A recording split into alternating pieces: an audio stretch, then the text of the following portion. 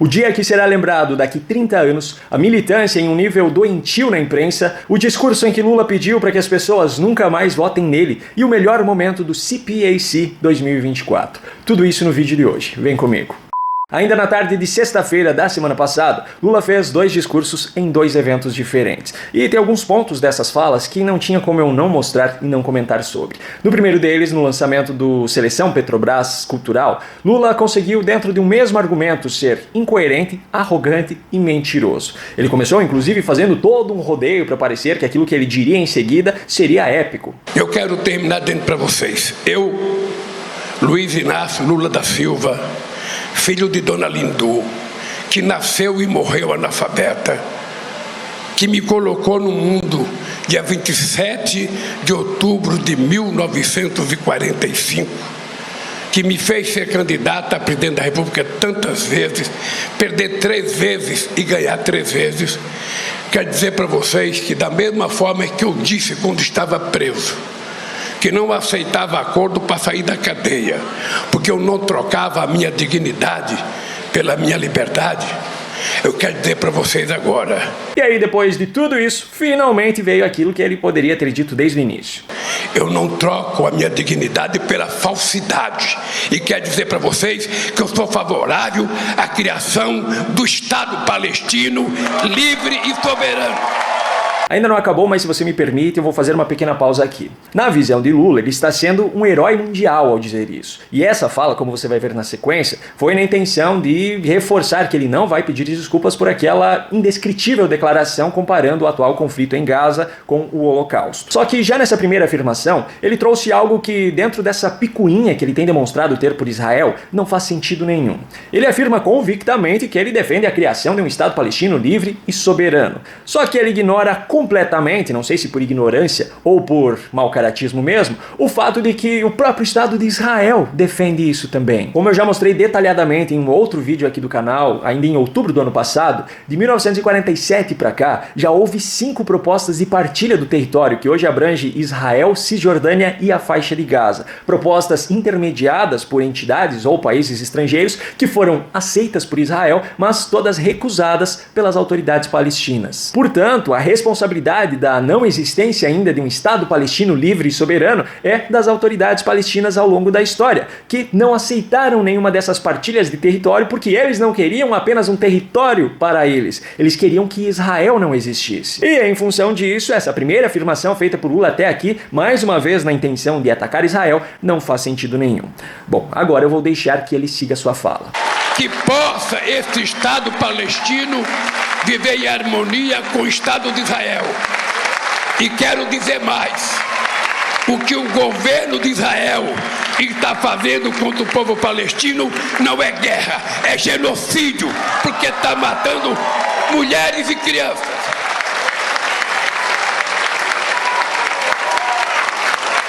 Não tente interpretar a entrevista que eu dei na Etiópia. Leia a entrevista. Leia a entrevista ao invés de ficar me julgando pelo que disse o primeiro-ministro de Israel. Eu confesso que nesse ponto aqui eu fiquei até confuso, porque não é possível que Lula seja tão ignorante assim.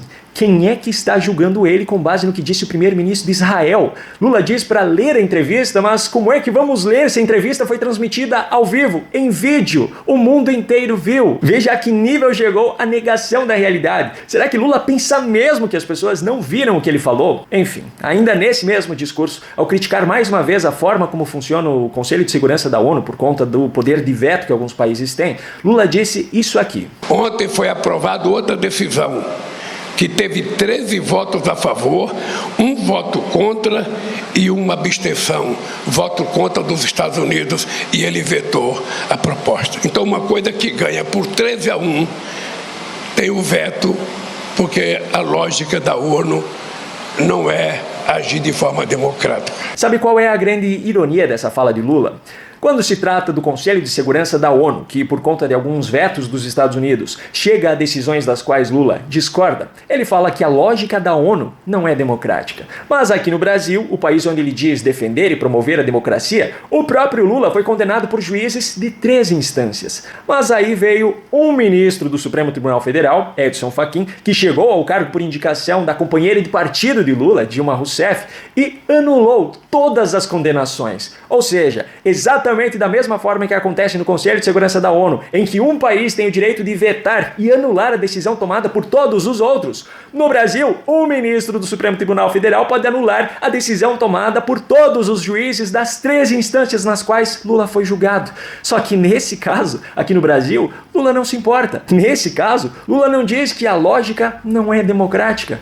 Por que Lula? Bom, agora do outro discurso feito por Lula ainda na tarde de sexta-feira, eu separei apenas um trecho, mas que já vale pelo discurso inteiro.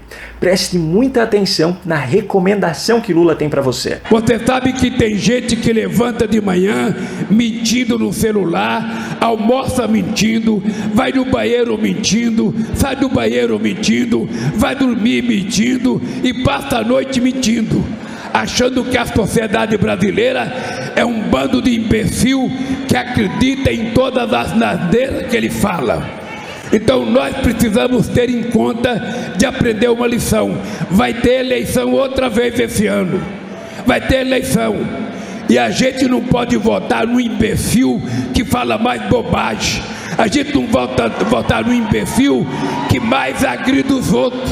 Seu Lula, e eu achando aqui que o senhor queria que os candidatos do PT vencessem as eleições municipais em 2024 e achando que o senhor gostaria de ser reeleito em 2026. Mas já que o senhor falou que não é para votarmos em imbecis que falam bobagens, que agridem os outros e que mentem todos os dias, quem sou eu para contrariar? Eu só acho então que o senhor poderia nem disputar as eleições em 2026, assim economizaríamos aí uns 120 milhões de reais, que foi mais ou menos o valor que o senhor gastou de dinheiro público na sua campanha em 2022. Mudando agora de assunto. Como eu já mostrei no vídeo de sexta-feira aqui do canal, aconteceu ao longo dos últimos dias o maior fórum conservador dos Estados Unidos, o CPAC 2024. No vídeo de sexta-feira eu trouxe até um pouquinho dos bastidores do evento e falei que ainda haveria discursos muito importantes ao longo do final de semana. Pois bem, um dos discursos importantes foi de Javier Milei, presidente da Argentina. O mensaje é o seguinte: não deixem avançar o socialismo. Don't let socialism advance. No avalen la regulación. Don't endorse regulation. Por lo tanto, no entreguen su libertad, peleen por su libertad. Don't surrender your liberty. Fight for your freedom. Porque si no pelean por la libertad, los van a llevar a la miseria. Teve também discurso do presidente de El Salvador, Nayib Bukele, dando uma cutucada em George Soros. Who elected Soros to dictate public policy and laws?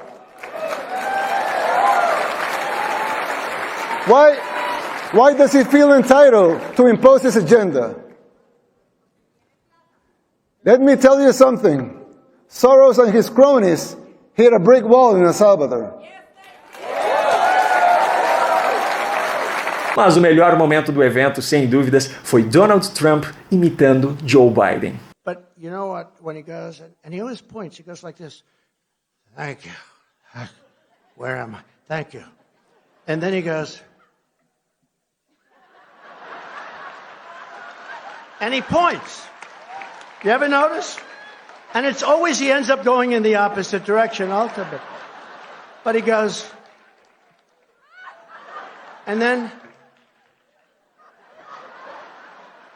Agora, dentre tudo isso que eu mostrei até aqui, que foram coisas que aconteceram nos últimos dias, nada chegou aos pés ainda da importância da manifestação que aconteceu nesse domingo na Avenida Paulista. As imagens do evento são de arrepiar e falam por si. E eu já vou falar qual é a minha análise a respeito disso. Mas antes eu preciso mostrar aqui o nível doentio de militância ao qual estão chegando alguns integrantes da imprensa brasileira. Veja só. Tudo o que aconteceu na Paulista nesse domingo foi filmado, fotografado, foi transmitido ao vivo em diversos canais na internet, na TV, em vários lugares. As imagens são claras, são claríssimas.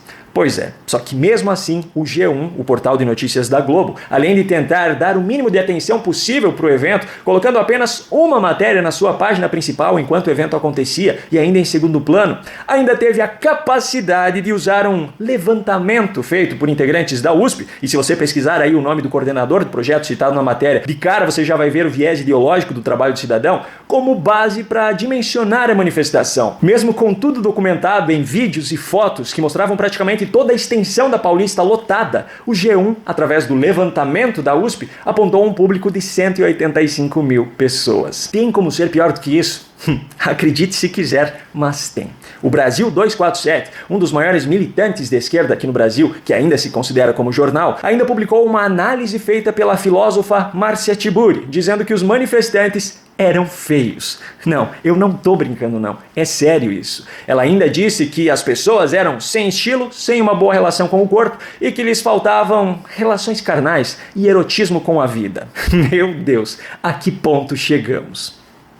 Bom, agora em relação ao ato e ao resultado dele. Aliás, se você me permite aqui, eu quero dar a essa análise o tom que essas imagens merecem. Ao ver as imagens da Paulista em verde e amarelo ao longo de toda a sua extensão, eu me peguei pensando, daqui 30 anos, meu filho estará com a idade que eu tenho hoje. A minha esperança, ao ver essas imagens, é de que quando meu filho estiver com a minha idade, ele vive em um Brasil onde a frase justiça justa seja pleonasmo e não uma utopia. Um Brasil onde ele possa levar seus filhos à escola com a tranquilidade de saber que lhe será ensinado como democracia o que realmente é democracia e como ditadura aquilo que realmente é uma ditadura. Um Brasil onde leis sejam feitas para serem cumpridas. Um Brasil onde as grades sejam necessárias apenas nas prisões e que dessas prisões os bandidos estejam para o lado de dentro e os cidadãos de bem para o lado de fora. Um Brasil onde as universidades, sejam estaduais, federais ou particulares, sejam formadoras de profissionais e não de militantes. Um Brasil que seja reconhecido no resto do mundo por seus resultados, por seus feitos e não por carnaval e por corrupção.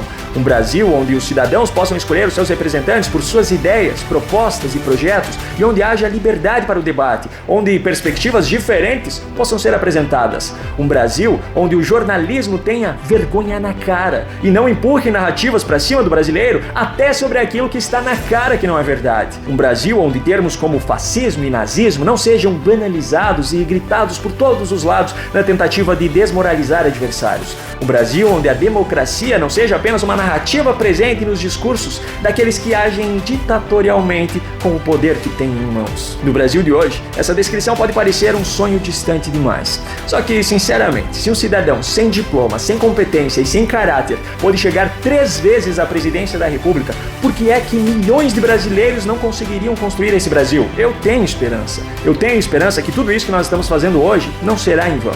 Eu tenho esperança que imagens como essas da Paulista nesse domingo estejam presentes nos livros que os filhos do meu filho estudarão na escola.